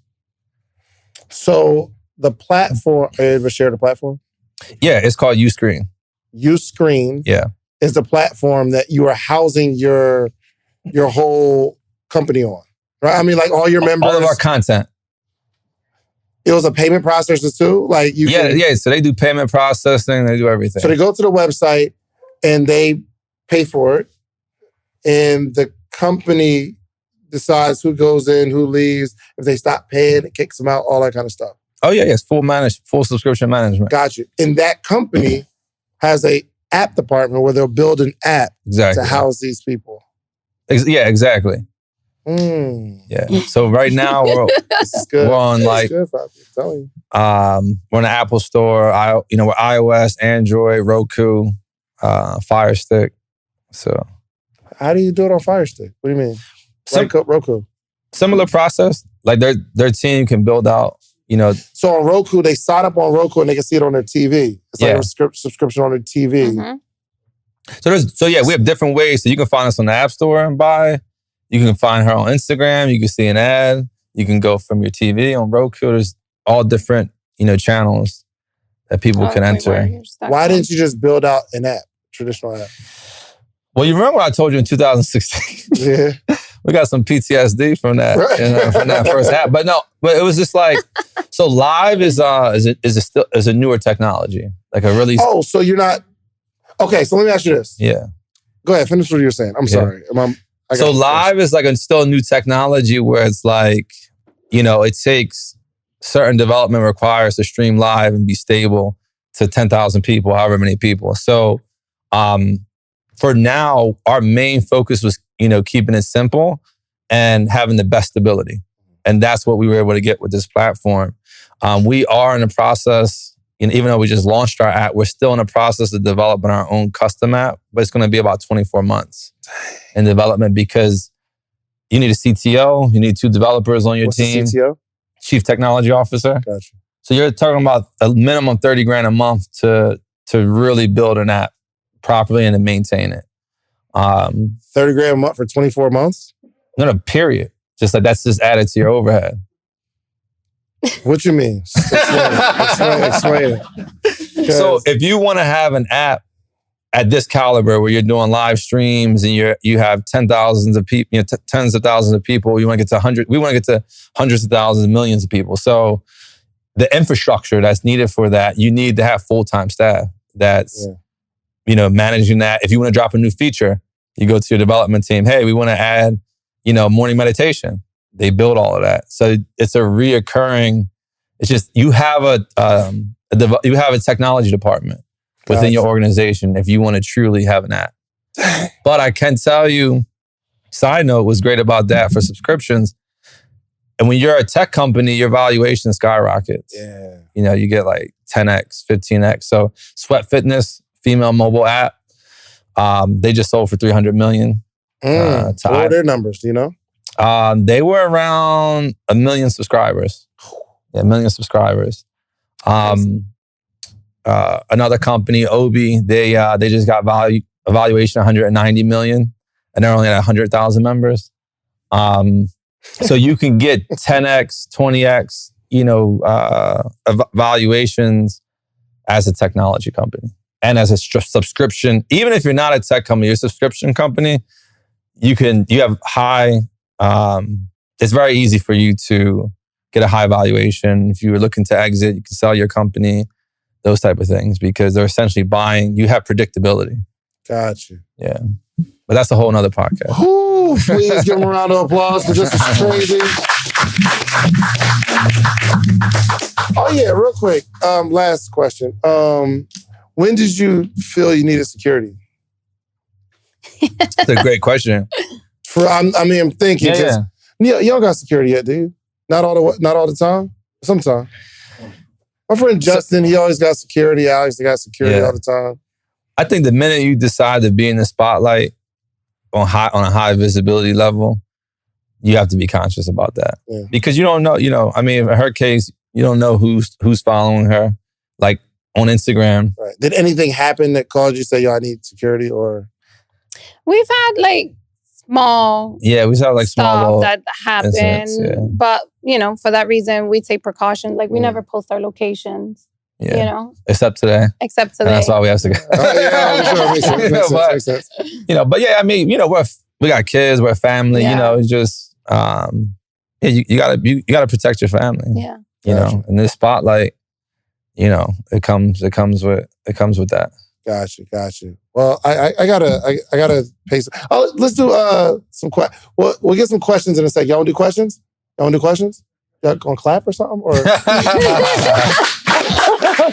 I gotta do a quick commercial because we're not at 30,000 yet, so I still gotta promote the Morning Meetup. So this episode is sponsored by The Morning Meetup, themorningmeetup.com. You might as well come in while we're still intimate. You know what I'm saying? Before we get to 30,000, all right? But it's the only organization that gathers every day, and I do show up every day, and we teach entrepreneurship. Don't I show up every day, y'all? Yeah. Every day. Y'all not gonna go? Don't I show up every day? No. Give me the claps. I need the claps. They can hear that. You know what I mean? So I'll be on there every day. So we do like a $1 trial for 7 days to see if you like the value of information, the community, and we're really growing, just not as fast as y'all. But it's amazing, only because I don't really know how to super duper scale. Yeah. I just know how to just show up. Yeah. You know what I mean? So everybody gets value. And so y'all might as well just hurry up and sign up. Try it for $1. Go to themorningmeetup.com. Y'all gonna come on and speak one morning? Oh, yeah. Yeah, we're going to, I love y'all want them to come speak one morning? The claps. Every time. Your yes is a clap, okay? We need that right there. All right, cool. So I got to ask y'all real quick. I like to make predictions on the podcast. Let's do it. They're called manifestations. And Neo's texting me like, yo, you didn't cover that, the LHHR model. LHHR? Did you miss? Yeah, we'll leave it. Did you withhold save it for sauce? the next I'm not one. leaving it alone. We'll save it for I the want to next hear one. the Y'all want to hear the LWR? They already clapped for it, man. So floor is yours. LWR model, whatever that is. Let's do it. Basically. Yeah, so it's really tied into how we just got from 0 to 30,000 members. So it's LHHR. And basically the L is low ticket, right? And low ticket, the pricing is very important for your offer. I consider low ticket, ideally anything under $14 because at $14 is less than 50 cents a day. If you go under $10, that's even better in terms of retention. People are much more likely to stay. We have about a 90% retention rate at $14. Every dollar you add to that, your retention rate, you're gonna see it adjust, just like a formula. So a lot of times people want to come in and like maybe the first time, $28 a month, but if you can offer massive value at a great price, and this is only based on following this whole model, right? So you come in low price, $14 if possible, $10 or less is even better if you can make the numbers work. Over deliver on that. So it should be something that's worth like, 3 times that, 4 times that. So you go low ticket. That's going to help you with your churn. It's going to minimize your churn. So now your marketing becomes more impactful because you're not just having people leave. Now you're bringing new people in, and stacking up. Yeah. A lot of companies they bring new people and the people, so pricing is very important. $14 or less, I would say low ticket. And then the H is high value. I mean, like ridiculous value. Like we were charging half of what other companies were charging for pre-recording. And we were going live, multiple times. We started stacking more and more value. I mean, right now you get HIIT workouts. Dance. You get a strength training workout. You get a dance. You get yoga. You get mindset coaching. You get fashion. You get different beauty. days of the week. Different days of the week. You get daily affirmations sent to your phone, video affirmations from our QueenWarrior mindset coach. So we've constantly just added more and more and more value. So that piece there has to be high value because then your barriers to entry, you don't even have to sell it. It's like, $14 a month and I'm getting this. It's just like, you know what I mean? The value is ridiculous. It's like Netflix. Yeah, for sure. You don't cancel. Who's canceling Netflix? No. Think about Netflix with that model. We just share with our friends and family. Then it becomes less than $10. How many people sharing a Netflix with your friend? Ridiculous. I remember one time, the story don't got nothing to do with nothing, but I think somebody came to my house and they logged into the Netflix, but they weren't there anymore. So for like months, I'm just watching the Netflix. And then one day it was off. And I got pissed. I was so mad. I called him like, yo, what's up with the Netflix? I was like, yo, you weren't even paying. So, all right, I'm sorry, that ain't got nothing to do with y'all good. But that makes sense because nobody cancels that. Like, in the event that they might want to work out, they'll just keep it. Yeah. Yeah, I mean, you spend more than that, Starbucks coffee, right? For sure. 2 days. So, but the scary part is, if you go super low, you add high value. I don't know if like extreme marketing is in there somewhere, but anybody ever did something really, really low and you have a couple people, but you still don't grow it. And now you're stuck doing a lot of work for a few people with a little bit of money. That's why the next H is high volume. Had to be. Yeah. It's a system. It has to all come together. And this is part, I have a roadmap where I break down how we got from 0 to 30,000. I'm going to be giving that away free to your amazing people. For sure. To your amazing audience. But this is part of that model of high volume. So you can't be low ticket, high value, and then low volume. Yeah. The economics don't work. Yeah. So you have, each of these letters are critical, right? Yeah. So you have to be high volume. And that comes down to, being able, first of all, your market has to be big enough, right? How big is it? Is it a mass market? Is it a niche market? It's a lot more difficult in a niche market to do a high volume just because sheer numbers, right? In our case, there's a lot of women that are struggling, to figure out a good solution on how to, look and feel good. And we're global too. We're in 60 countries. So we have the really big market, right? So you can apply that. So it has to be a big enough market for it to make sense, Gotcha. For this play. And then the last one is just reoccurring. So it's just, breaking down like that reoccurring component. If you set those up, if you can hit all 4 of those, low ticket, high value, high volume, reoccurring, that's essentially what we did. Clap that up for the LHHR. Is there anything else you want to text them? Because that was good. I mean, just let us know. We got you. All right. So, all right, cool. I like to make predictions on the podcast, and I want to hear from both of you individually. Where do you see yourself in the next 5 years? Because I want to be able to watch this interview 5 years from today and say, yo, Fabi said that 5 years ago. Look, I got the video. Matt said they was going to do that 5 years ago, and look, they own a city. So where do you see 5 years? So our 3 G's that we live by is like gratitude, growing, and giving. Those are our 3. So growth is definitely on our horizon. And business. Personal and business, yeah, we're all around growth. So gratitude is just something we try to live in, because when you're so ambitious, it's important to each and every day celebrate what you've already accomplished. For a long time, we were just focusing on where we're trying to get to and not kind of the fact that we're already winning. Yeah. We're already blessed, for sure. Right? We've been blessed. So the growing part, where I see from a business standpoint, growth-wise, is really us turning more into a private equity fund, essentially where we own dozens, if not hundreds of businesses, and can just offer massive value, across different categories. That's me, as a serial entrepreneur. Yeah. My wife is going to do fitness until the day she dies. That's who she is. But that's like 5 years out. I would say, we'll by that time be an official holding company, own multiple entities. We kind of already do, but in a more robust sense.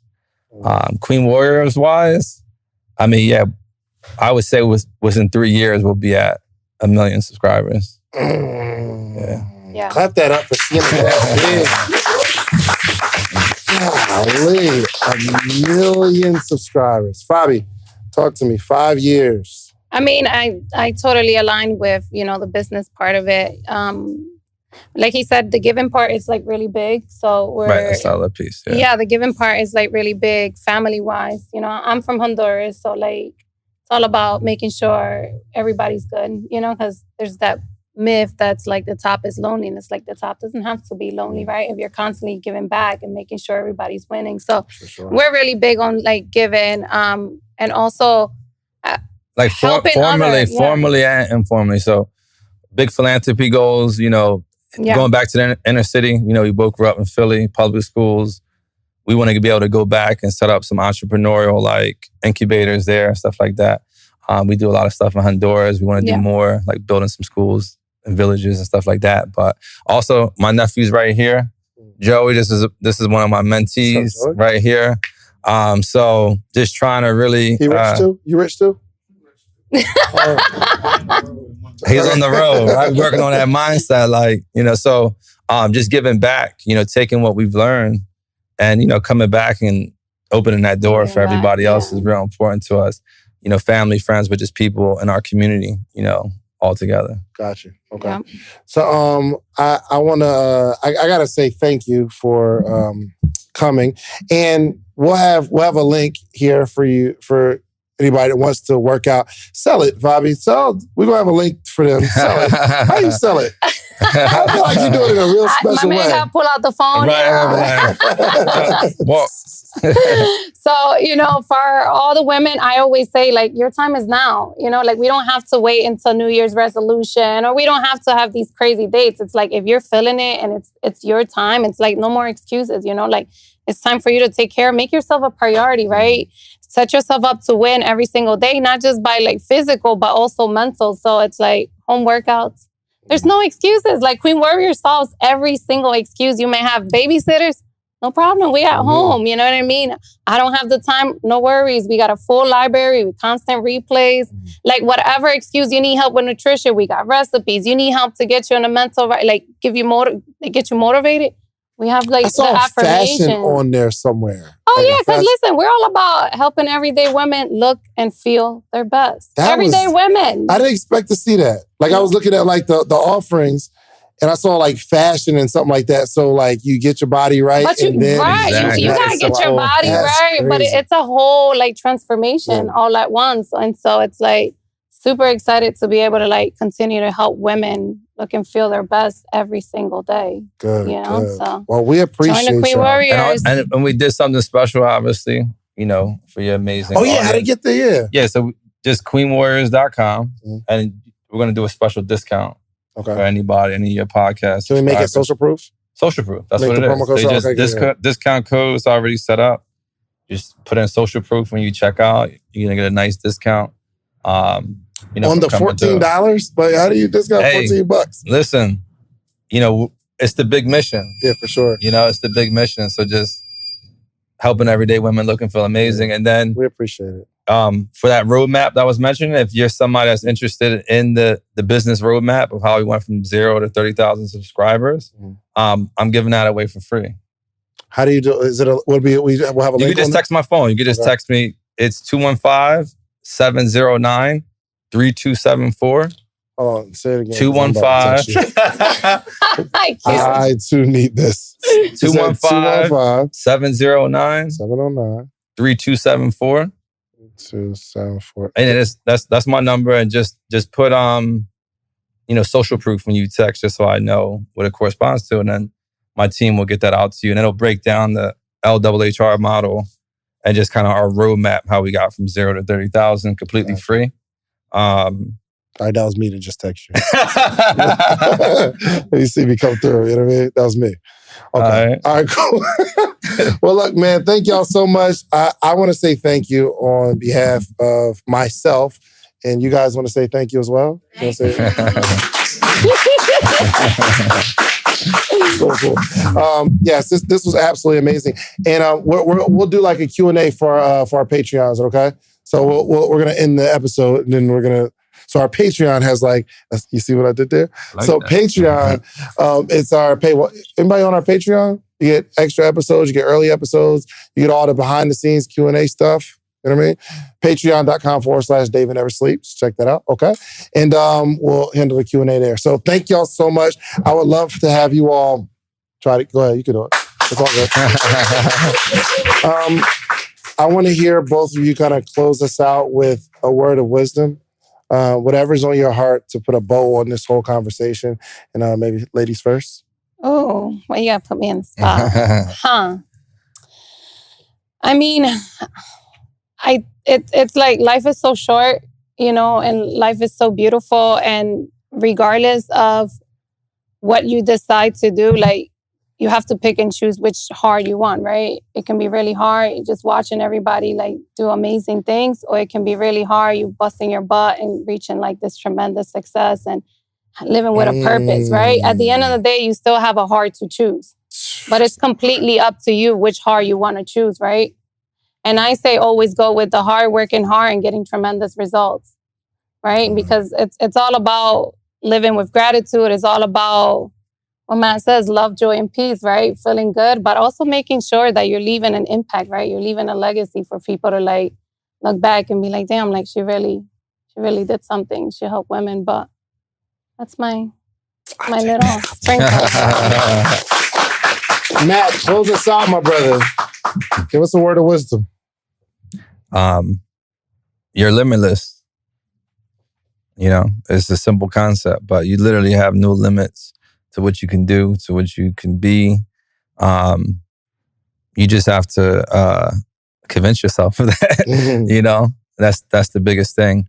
I mean, I'm sorry, you got to convince yourself of that. How do you do that? Yeah, you have. I mean, so we're wired. Our brains are wired. It's an old, antiquated brain from millions of years ago, where it was based on survival. So, you know, when you were out hunting, stuff like that, it was all about survival. We're wired to be fearful. So when we wake up, we still have that same brain, right? When we wake up, we're looking at what's wrong, what the problem is out of survival. We still have that old brain. So it's just rewiring and acknowledging that, you're limitless. You can do anything. And I know it sounds cheesy, but this is how we live our life, and this is how we've been able to do what we've been able to do.